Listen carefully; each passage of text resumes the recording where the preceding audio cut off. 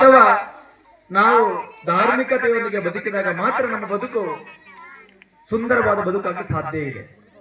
ಹಾಗಾದ್ರೆ ಧರ್ಮ ಇಲ್ಲದ ಬದುಕಕ್ಕೆ ಸಾಧ್ಯ ಇಲ್ವಾ? ಖಂಡಿತವಾಗಿ ಬದುಕಬಹುದು, ಆದ್ರೆ ಆ ಬದುಕು ದುಸ್ತರವಾಗಿರ್ತದೆ.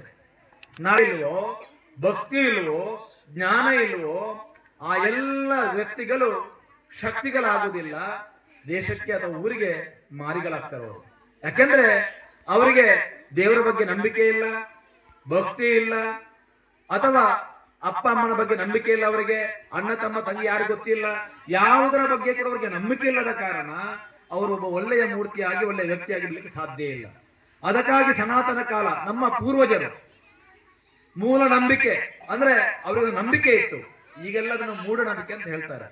ಆ ಮೂಲ ನಂಬಿಕೆ ಏನಿದೆಯಾ, ಆ ಮೂಲ ನಂಬಿಕೆಯ ಆಧಾರದ ಮೇಲೆ ನಾವು ನಮ್ಮ ಊರಲ್ಲಿ ದೇವಸ್ಥಾನ ಮಾಡಿಕೊಂಡು ಅಥವಾ ಭಜನಾ ಮಂದಿರ ಮಾಡಿಕೊಂಡು ನಾವು ಅಥವಾ ಮನೆಯಲ್ಲಿ ದೇವರ ಫೋಟೋ ಇಟ್ಕೊಂಡು ಪೂಜೆ ಮಾಡಿಕೊಂಡು ನಮಸ್ಕಾರ ಮಾಡಿಕೊಂಡು ದಿನನಿತ್ಯದ ಕೆಲಸವನ್ನು ಪ್ರಾರಂಭ ಮಾಡ್ತೀವಿ. ಆ ದೃಷ್ಟಿಕೋನ ಚಂಶ ಇವತ್ತು ವಿಶೇಷವಾಗಿ ಪೂಜೆ ಹೆಗ್ಗಡೆಯವರು ನಾವು ಕೇವಲ ಸ್ವಸಹಾಯ ಸಂಘ ಮಾಡೋದು ಮಾತ್ರ ಅಲ್ಲ, ಸ್ವಸಹಾಯ ಸಂಘದಲ್ಲಿ ಸೇರಿಕೊಂಡು ಉಳಿತಾಯ ಮಾಡೋದು ಮಾತ್ರ ಅಲ್ಲ, ಸಾಲ ಪಡ್ಕೊಳ್ಳೋದು ಮಾತ್ರ ಅಲ್ಲ, ಅದರ ಜೊತೆಗೆ ನಾವು ಧರ್ಮದ ಜೊತೆಗೆ ಧರ್ಮವನ್ನು ನಾವು ರಕ್ಷಣೆ ಮಾಡಿದ್ರೆ ಧರ್ಮ ರಕ್ಷಣೆ ಮಾಡೋದು ಹೇಗೆ? ಅದರ ಆಚರಣೆ ಮುಖಾಂತರ ಧರ್ಮವನ್ನು ರಕ್ಷಣೆ ಮಾಡಿದಾಗ ಮಾತ್ರ ನಾವು ಒಂದು ಒಳ್ಳೆಯ ಬದುಕನ್ನು ಕಾಣಲಿಕ್ಕೆ ಸಾಧ್ಯ ಆಗ್ತದೆ. ಬಹಳಷ್ಟು